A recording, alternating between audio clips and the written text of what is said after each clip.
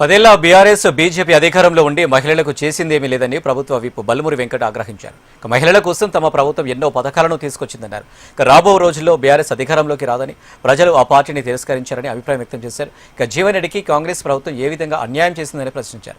14 సార్లు అతనికి బీఫామ్ ఇవ్వడమే పార్టీ చేసిన తప్పని అంటున్న ప్రభుత్వ విప్ బల్మురి వెంకటతో మా ప్రతినిధి Prem Kumar face to face.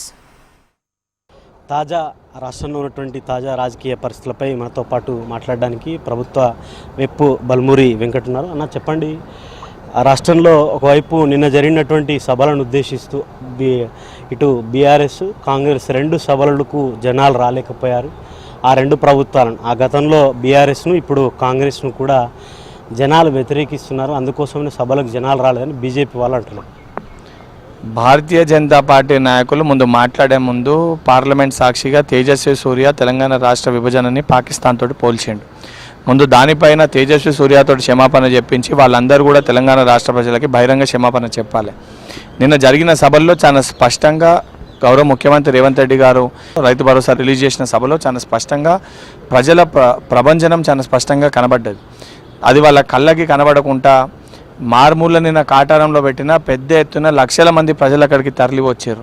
దాన్ని జీర్ణించుకోలేక తట్టుకోలేక కడుపు మంటతోటి భారతీయ జనతా పార్టీ నాయకులు మాట్లాడడం జరుగుతుంది. ఇప్పుడు ఒకటి కాళేశ్వరానికి సంబంధించి పదే రేవంత్ రెడ్డి మాట్లాడినా, మీ ప్రభుత్వానికి సంబంధించినటువంటి ఎవరు మాట్లాడినా విచారణ చేయడం లేదని చెప్పి మీరు చెప్తున్నారు. కేవలం 3టికి సంబంధించిన బరేజీల మీదనే కాంగ్రెస్ ప్రభుత్వం ఒక అడుగు ముందుకేసింది. ఆనాడు ఓటుకు నోటు కేసులో రేవంత్ని కేసీఆర్ కాపాడితే ఈరోజు కాళేశ్వరం కేసులో కేసీఆర్ను రేవంత్ రెడ్డి కాపాడుతున్నాడని చెప్పి బీజేపీ చీఫ్ రామచంద్రరావు మాట్లాడారు. రామచంద్రరావుకి బహుశా మర్చిపోయి మాట్లాడుతారేమో. కాళేశ్వరాన్ని సిబిఐకి అప్పచెప్పడం జరిగింది విచారణ జరపమని చెప్పి. కాళేశ్వరం దానిపైన సిబిఐ విచారణ జరపకుండా ఈరోజు కల్వకుంట్ల కుటుంబాన్ని, కల్వకుంట్ల చంద్రశేఖరరావుని కాపాడుతుంది భారతీయ జనతా పార్టీ నాయకులని చాలా స్పష్టంగా అర్థమవుతుంది.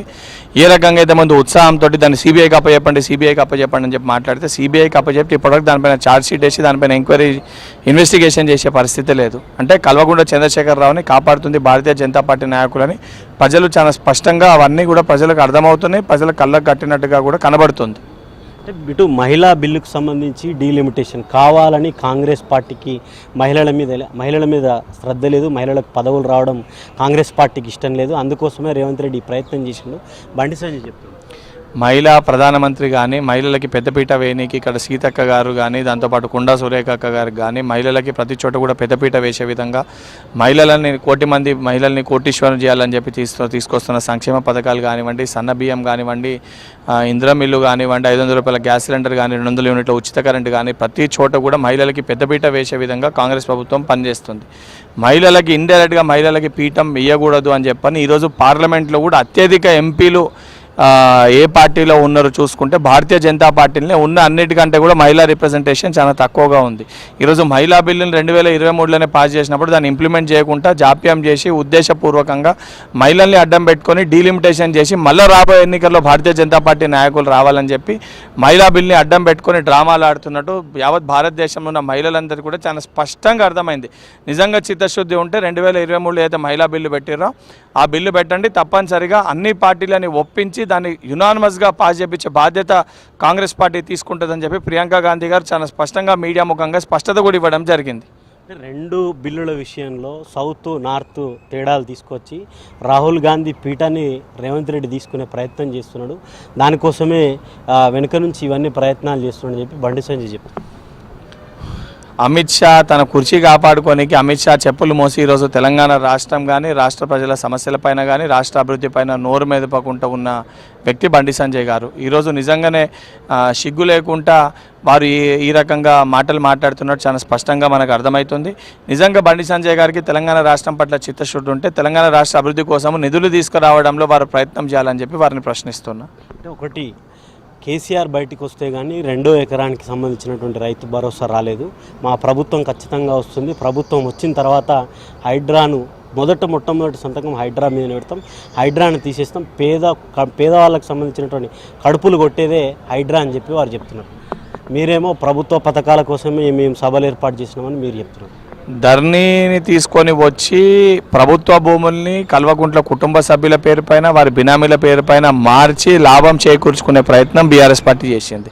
ఈరోజు హైడ్రా వచ్చి మళ్ళీ తిరిగి ప్రభుత్వ ఖజానాకి ప్రభుత్వ భూమిని తీసుకొని వస్తుంటే జీర్ణించుకోలేక కడుపు మంటతోటి, అంటే మా ఆస్తిని ఎక్కడ గుంజేసుకుంటారో, మేము తిన్నామనుకున్న ఆస్తిని గుంజేసుకోరని ఒక కడుపు మంటతోటి కేసీఆర్ గారు హైడ్రా గురించి ఆ రకంగా మాట్లాడుతున్నట్టు చాలా స్పష్టంగా నిన్న తెలంగాణ ప్రజలందరూ కూడా అర్థమైంది.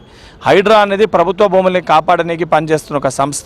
మీరు ఎన్ని డ్రామాలు ఆడినా ఎన్ని నాటకాలు ఆడినా కూడా ప్రభుత్వ భూముల్ని హైడ్రా కాపాడుతుంది. మీరు పగటి కలలు అంటారు బీఆర్ఎస్ పార్టీ మళ్ళీ తిరిగి అధికారంలోకి వస్తుందని. బీఆర్ఎస్ పార్టీ చాప్టర్ తెలంగాణ రాష్ట్రంలో ముగిసింది. మళ్ళీ బీఆర్ఎస్ పార్టీ తెలంగాణ రాష్ట్రంలో అధికారంలోకి వచ్చే ప్రసక్తే లేదు. మీరేమో రాదని మీరంటున్నారు.